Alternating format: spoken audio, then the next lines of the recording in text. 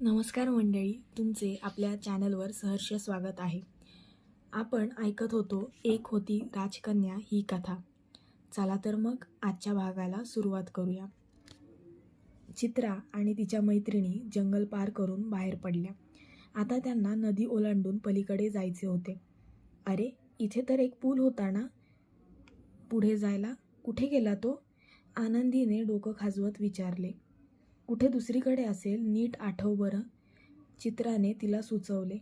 नाही, तो पूल तर इथेच होता. मला चांगलंच आठवत आहे. मी बाबांबरोबर जायचे त्या पुलावरून नेहमी. इथेच हवा होता तो पूल.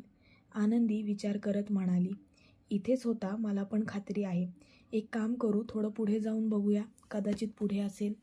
श्रावणीने सुचवले आणि ती पुढे चालायलाही लागली. तिच्या पाठोपाठ सगळ्या चालू लागल्या. अजून किती चालायचं आहे श्रावणी? मला तर इथे कोणताच पूल दिसत नाहीये, चित्रा किंचित वैतागून म्हणाली.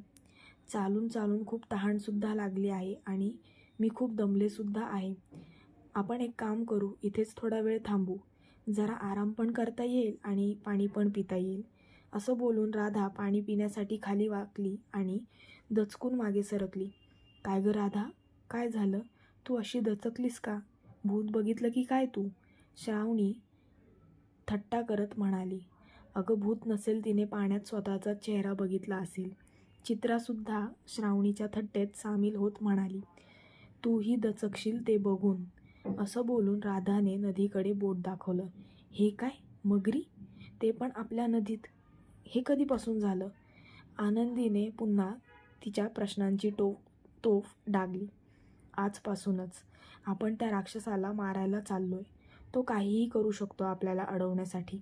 आधी तो सैनिकांचा ताफा आणि आता हे पूल पण त्यानेच गायब केला असणार. आता आपण ही नदी कशी ओलांडायची?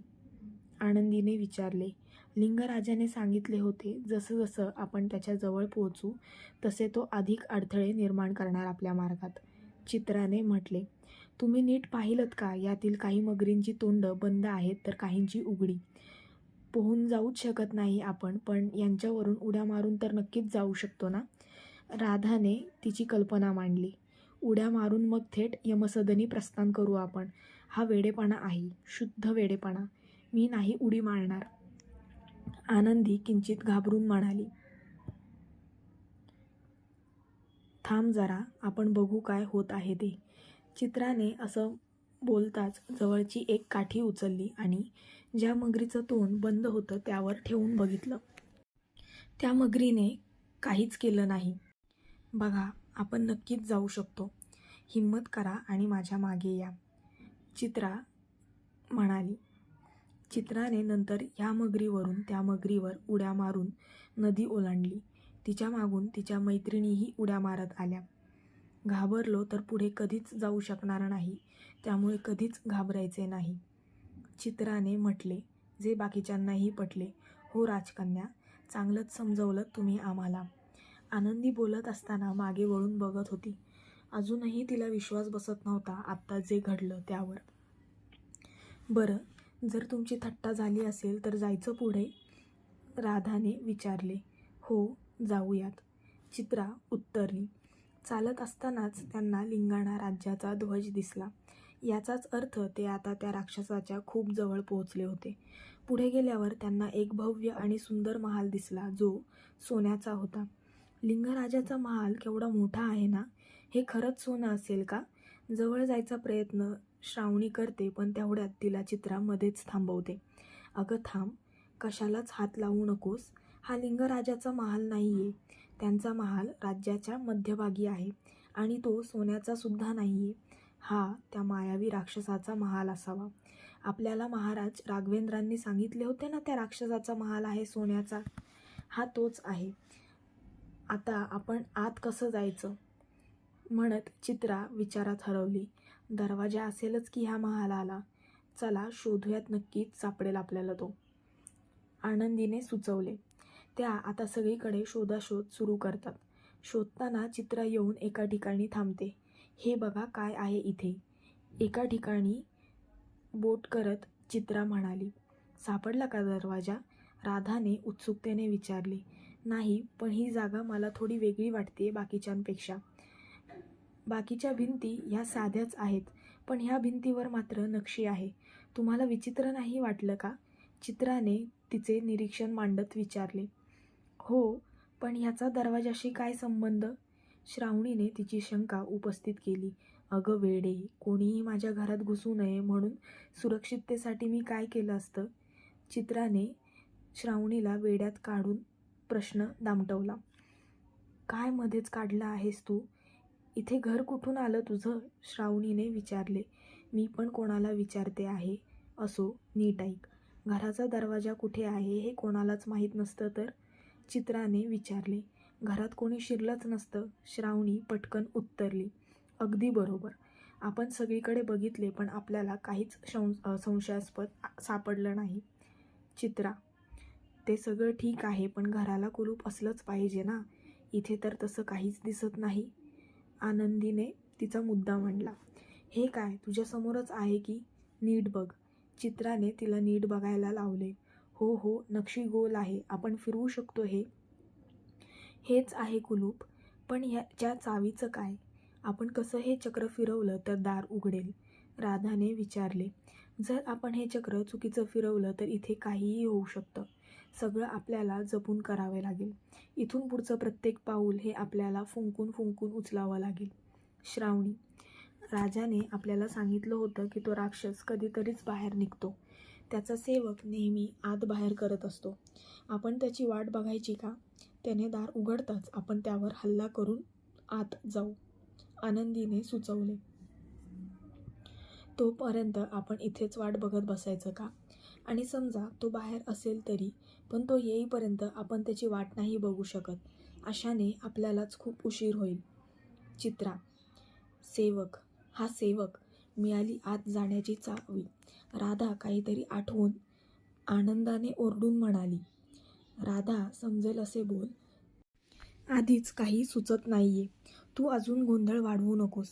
श्रावणी वैतागून म्हणाली. अगं, आपल्याला लिंगराजाने सांगितले होते ना की राक्षसाचा सेवक काहीतरी बडबडत असायचा. काय होतं ते? राधाने सवाल केला. सोपं आहे ते. उजवे 3, डावे 3, उजवा 1. श्रावणीने उत्तर दिले. बाकीच्या गोष्टी कधी तुझ्या लक्षात राहत नाहीत. ही कशी राहिली बरं लक्षात तुझ्या? आनंदीने खट्याळ स्वरात विचारले. लक्षात ठेवणं एवढं पण अवघड नव्हतं, कारण त्यात फक्त उजवा डावा उजवा असंच तर होतं. श्रावणीने खांदे उडवत म्हटले. मिळालं उत्तर. हेच तर करायचं आहे आपल्याला. हे चक्र 3 वेळा उजवीकडे, 3 वेळा डावीकडे आणि पुन्हा एकदा उजवीकडे फिरवायचं आहे आपल्याला. चित्रा म्हणाली. थांब, मी फिरवते. म्हणत राधा स्वतःच पुढे आली. जसं जसं राधा ते चक्र फिरवत होती तसा त्यांना दरवाजा उघडण्याचा आवाज येतो. आता एकदा उजवीकडे फिरवलं की झालं. आता होईल जादू. राधा हसून म्हणाली. उघडलं, दार उघडलं.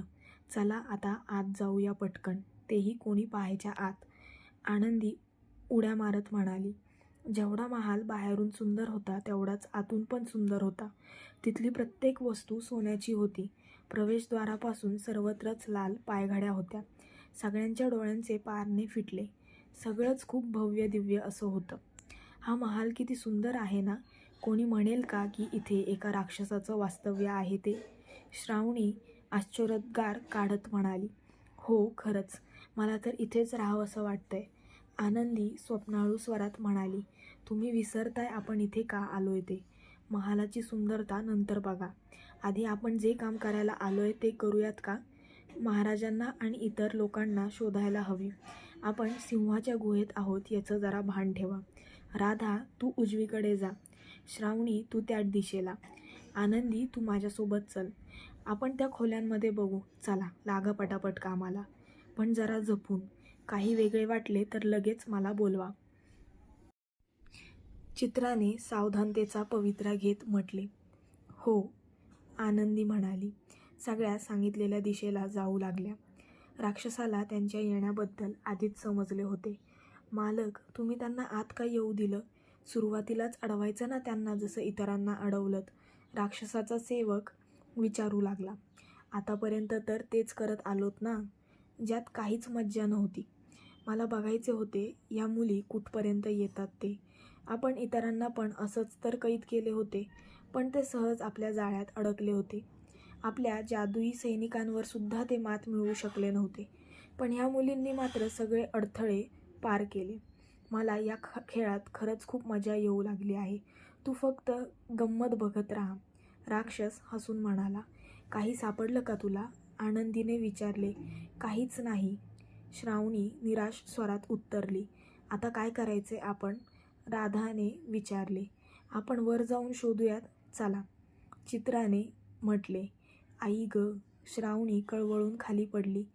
जास्त लागलं तर नाही ना तुला? चित्राने काळजीने विचारले. नाही, चढायला गेल्यावर पायऱ्या कुठे गायब झाल्या कोणास ठाऊक? राधाने समोर पाहत विचारले. थांब, मी त्या दुसऱ्या जिन्याने वर जायचा प्रयत्न करते, आनंदी म्हणाली आणि जिना चढू लागली. परत तसंच होत आहे, आता काय करायचे? आनंदीला खाली पडताना पाहून श्रावणीने विचारले. काही वेळ सगळ्याच विचारात पडल्या होत्या. इतक्यात चित्राला काहीतरी सुचले. एक काम करा, आनंदी आणि श्रावणी, तुम्ही दोघींनी एकत्र चढून बघा. आनंदी, तू ह्या जिन्याने जा आणि श्रावणी, तू पलीकडच्या जिन्याने जा, चित्राने सुचवले. बरं, तसं पण करून बघूया, म्हणत श्रावणी जिन्याच्या दिशेने गेली. ती आणि आनंदी दोघीही जिना चढायला जातात आणि खाली पडतात. आता काय? आनंदीने विचारले. थांब जरा, मला विचार करू दे, श्रावणी विचार करत म्हणाली. आपण एक काम करू, तुम्ही दोघी जेव्हा चढाल तेव्हा एकत्रच पायरी चढा. मी सांगेन तेव्हाच पायरी चढा, समजलं? चित्राने विचारले. ठीक आहे, आनंदी उत्तरली. चढा, चित्राने म्हणताच दोघींनी एकत्रच चढायला सुरुवात केली आणि काहीच घडले नाही. यावेळी त्या वरती जाण्यात यशस्वी होतात. तुम्ही पण पटकन या, आनंदी खुश होऊन म्हणाली. आलोच, चित्रा म्हणाली. आता चित्रा आणि राधासुद्धा वर पोहोचल्या होत्या. आता आपल्याला बाकीच्यांना शोधायला हवं, राधाने म्हटले. त्या सगळ्या खोल्या तपासायला सुरुवात करतात. एका खोलीत चित्राला एक सुंदर मूर्ती दिसते. ती मूर्ती जणू बोलकी होती. ती जशी मूर्तीच्या जवळ जाते तसा तिला श्रावणी, आनंदीच्या किंकाळ्या ऐकू येतात. ती त्या आवाजाच्या दिशेने जाऊ लागते. समोर बघते तर त्या राक्षसाने दोघींना पकडलेले असते. सोड माझ्या मैत्रिणींना, चित्रा जरबेने ओरडते. मला वाटलं नव्हतं तुम्ही इथपर्यंत याल. खरंच मानलं पाहिजे तुमच्या धाडसाला. मी तुम्हाला एक संधी देतो मला मारण्याची. मारू शकलात तर तुमची सगळी माणसं माझ्या तावडीतून वाचतील. पण जर तुम्ही मला मारू शकला नाहीत तर मी तुम्हाला आणि इथे कैद असलेल्या प्रत्येकाला जीवानिशी मारून टाकेन.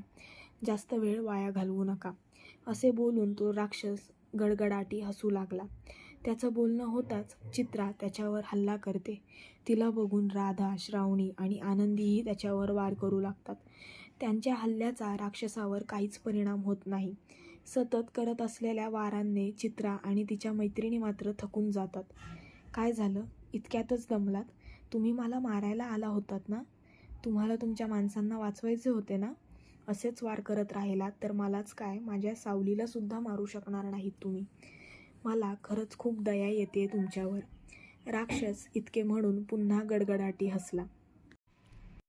राक्षसाने सावली बोलताच चित्राला ती बोलकी मूर्ती आठवली आणि वडिलांनी सांगितलेली गोष्ट पण, की प्रत्येकाचा जीव हा कशात ना कशात तरी अडकलेला असतोच.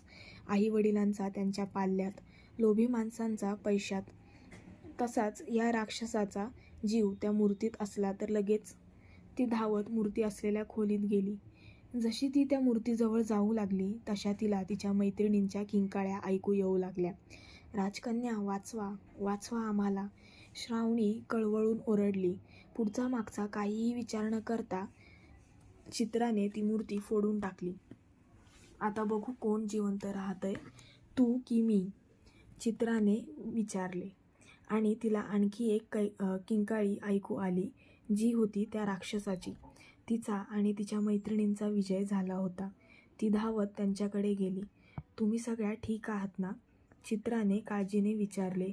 हो, तुम्ही वेळेत वाचवले आम्हाला. तो आम्हाला मारणारच होता, पण अचानक काय झाले कोणास ठाऊक. त्याने एक किंकाळी फोडली आणि तो अचानक खाली जमिनीवर पडला. त्याला पडलेले पाहून त्याचा नोकर जे समजायचे ते समजून गेला आणि इथून फरार झाला. राधा हसून म्हणाली, आपण यशस्वी झालो आहोत, पण तुम्ही नक्की केलेत काय? श्रावणीने विचारले. ते मी इथून बाहेर पडल्यावर तुम्हाला सांगते. आपण अजूनही यशस्वी झालो नाही आहोत. आपली अर्धी मोहीम अजून बाकी आहे. अजून आपल्याला कैदींना आणि आपल्या महाराजांना सोडवायचे आहे. चला लवकर. या महलात जास्त वेळ थांबणे धोक्याचे आहे, चित्राने म्हटले. त्यांनी सगळीकडे शोधाशोध सुरू केली. एका खोलीतून आवाज येत होते. त्या दिशेला सगळ्या गेल्या. ती खोली नसून एक प्रकारचे कारागृहच होते. महाराज आणि इतर कैद्यांना तिथेच बंदिस्त करून ठेवण्यात आलेले. पिताश्री, आम्ही आलो आहोत तुम्हाला सोडवायला. काळजी करू नका, चित्रा तिच्या वडिलांना आश्वासित करत म्हणाली. दाराला तर कुलूप आहे, आता आपल्याला चावी कुठे सापडणार? श्रावणीने विचारले. ही बघ चावी, आनंदी खुश होऊन म्हणाली आणि तिने तिच्या केसांची एक पिन काढून दरवाजा उघडला. सर्वांना सोडून ती बाहेर काढणार इतक्यात महालाच्या भिंती ढासळू लागल्या. आपल्याला इथून लवकर बाहेर पडले पाहिजे, राधा घाई करत म्हणाली. या दिशेने चला, चित्राने एका दिशेला बोट करत म्हटले. सगळे तिथून सुखरूप बाहेर पडले तोवर लिंगराजाही तिथे पोहोचला होता. लांबून मला हा महाल कोसळताना दिसला. याचाच अर्थ आपली राक्षसाच्या तावडीतून राजकन्या चित्रा यांनी सुटका केली. या संकटातून वाचवल्याबद्दल मी तुमचा आभारी आहे. लिंगराजाने स्मित करत चित्राचे आभार मानले. आभार मानायचेच असतील तर आमच्या कन्येचे आणि तिच्या मैत्रिणींचे माना. त्यांच्यामुळेच आज आम्ही इथे आहोत. खरंच मुली काही पण करू शकतात हे त्यांनी दाखवून दिलं आहे.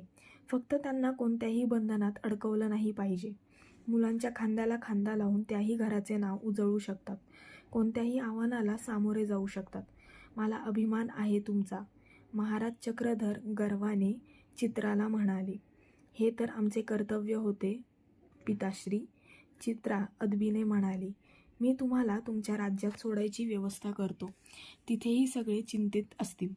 जखमी असलेल्यांच्या आधी उपचार करू. तोवर तुम्ही सर्वांनी आराम करा आणि आमच्या पाहुणचाराचा आनंद घ्या. लिंगराज हसून म्हणाले. सगळं पूर्ववत झाले होते. नदीवरचा पूलही परत आला होता. नदीतल्या मगरीही गायब झाल्या होत्या. सगळीकडेच आनंदाचं वातावरण पसरलं होतं. कामाक्षीपुरमच नव्हे तर इतर राज्यातही वार्ता पोहोचताच सगळ्यांनी जल्लोष केला होता. त्या राक्षसाचे सावट आता सर्व राज्यांवरून निघाले होते. कामाक्षीपुरममध्ये पुन्हा एकदा सुख, समृद्धी आणि भरभराटीची नांदी सुरू झाली. समाप्त. कथा आवडली असल्यास या व्हिडिओला लाईक करा, शेअर करा, सबस्क्राईब करा आणि कमेंटमध्ये तुम्हाला कथा कशी वाटली हेही आवर्जून कळवा. धन्यवाद.